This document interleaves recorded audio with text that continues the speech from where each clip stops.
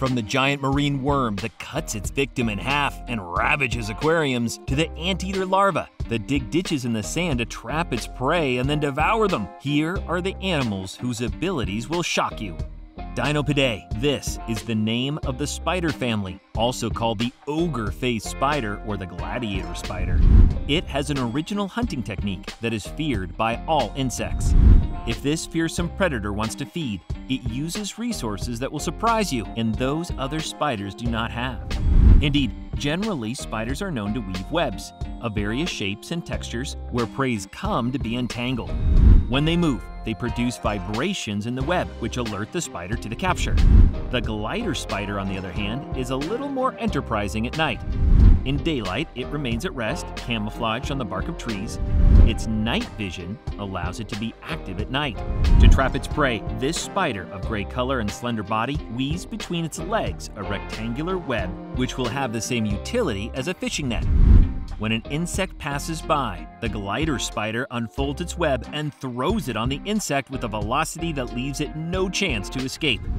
After that, the ogre-faced spider tightens the web in order to suffocate and immobilize its prey perfectly.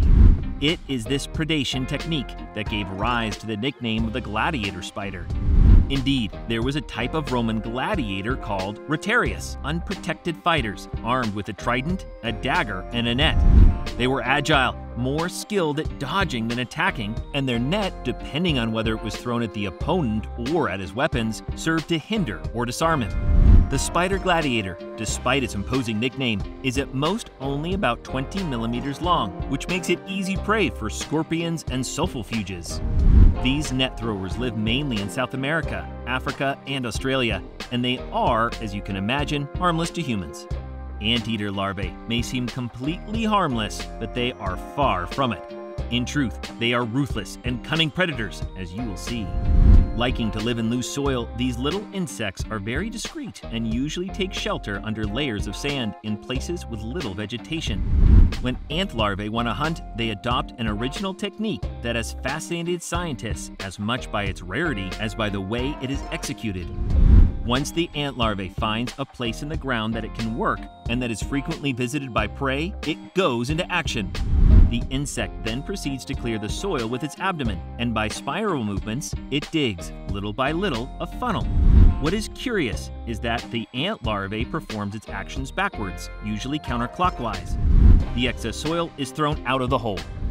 Once the digging of the pit is complete, the ant larva partially buries itself in the pit, and it only has to wait for the prey to venture into the slippery walls of its trap. If necessary, if an ant crosses the funnel, the larva catapults it with jets of sand in order to stun it and better imprison it. But that's not all. Once the prey reaches the bottom of the hole, the dreaded larva grabs it with its pincers and injects enzymes that dissolve it from the inside, so that the predator only has to suck it out. It is important to know that the efficiency of these funnels, as well as the voracity of the ant's larva, have aroused crazy ideas in many people who considered that these little bugs could protect gardens, houses, and orchards and fight against the invasion of ants.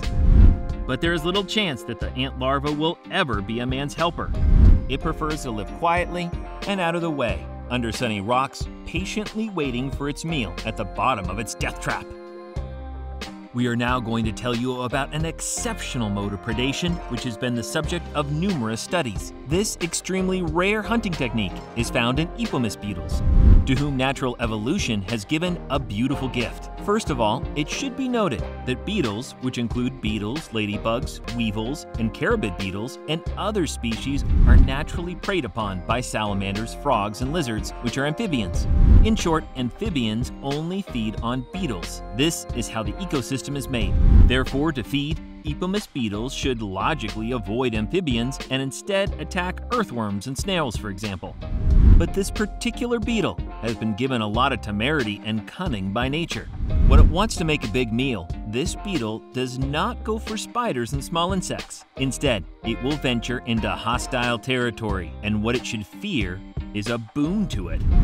When it comes across a natural predator that it has attracted on purpose thanks to a hypnotic dance, it then pretends to be defenseless, waiting for the predator, toad, frog, or other amphibian to make the assault.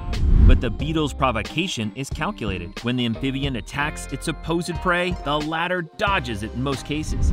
After that, the beetle grabs the distraught amphibian, injects it with enzymes that liquefy its entrails, and then eats its victim, who was far from imagining such an outcome. Of course, these bluffs sometimes failed, and the bigger, stronger amphibian ends up getting the better of these valiant beetles. Scientists fascinated by this inversion of the roles of predator and prey have been looking for the causes of this abnormal phenomenon. Their hypothesis is that the Epomus adopted this aggressive escape tactic to stop the predation of the amphibians. This tactic having been too successful, Epomus beetles have become the go-to predators of amphibians. Good for them. About 20 millimeters long, these beetles play on their puny appearance to attract their victims who do not suspect the cunning of the Epomus.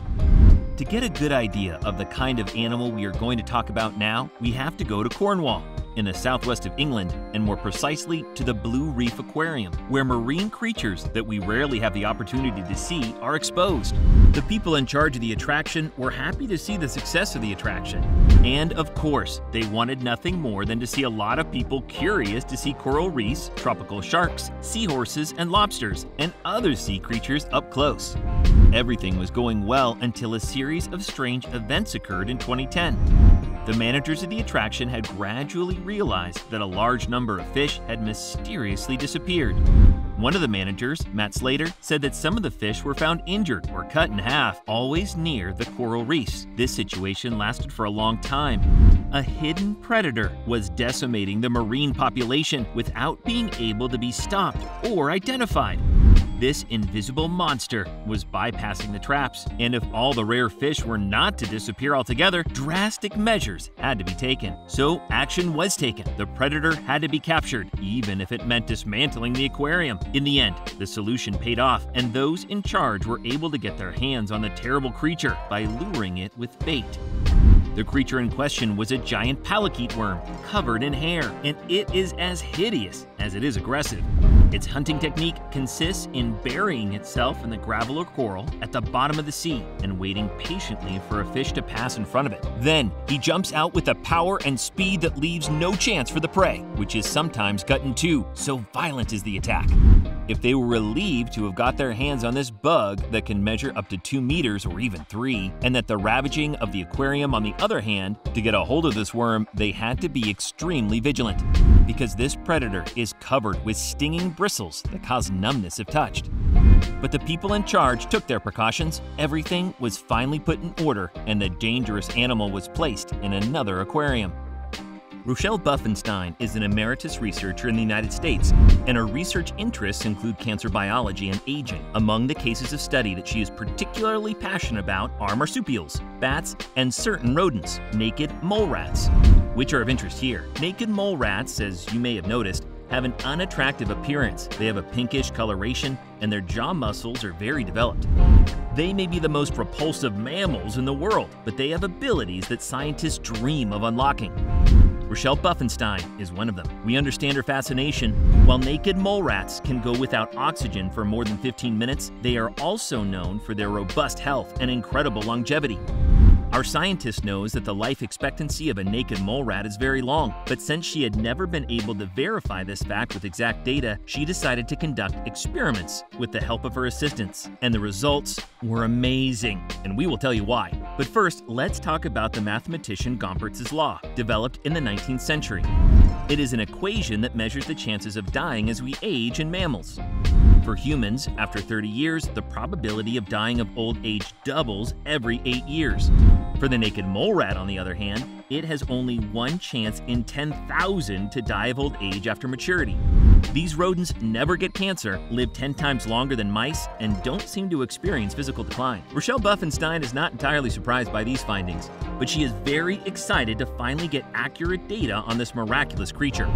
Moreover, since naked mole rats live mainly in underground tunnels, they do not fear any predators, except perhaps snakes. The biggest danger they face is simply the cold. In cold weather, mole rats, unable to produce heat individually to regulate their temperature, gather in compact blocks to keep warm. Meanwhile, the mole rat continues to attract researchers such as Rochelle Buffenstein, who is quick to say these wonderful animals confound what scientists think they know about the progression of disease and why living things age. Let's go back 5 years now, on the sand of a Japanese beach. A rather large sea snail, called a lambie or queen conch, is resting quietly when it attracted the attention of some strollers who happened to pass by. These strollers were very curious about the appearance of this gastropod, and they were amused. What pleased them was not the particular shape of the shell, but rather the two tiny eyes, exorbitant and fixed open inside, and that one discerns only if one is very attentive. These two round eyes are reminiscent of Gary, SpongeBob's companion, and give the impression that the snail is extremely shy and does not want to show itself, while keeping an eye on those walkers who may be a threat. They admire the little being hidden for a few seconds filming it. These images were then published, and the shy snail has enormously the web despite him. However, as in most situations where an animal looks cute, in reality, it is under stress. The snail's vision is very poor. Its two eyes at the end of its tentacles do not perceive colors or contours. Everything seems to him blurred and imprecise. On the other hand, it is sensitive to the change of luminous intensity and can recognize the orientation of the sources of light. A little like certain blind people, this wide-eyed snail was probably terrified, seeing gigantic, dark, and shapeless figures in front of him, shaking his little shelter. That's the end of this video. Where could you discover some amazing animal abilities and characteristics? Among all these animals with rare gifts, which one interested you the most? The immortal naked mole rat? The giant marine worm that cuts its victim in half? Another one? Answer in the comments. And if you like this video, don't forget to give us a like, to subscribe to the channel, and to activate the bell so you don't miss any of our next videos.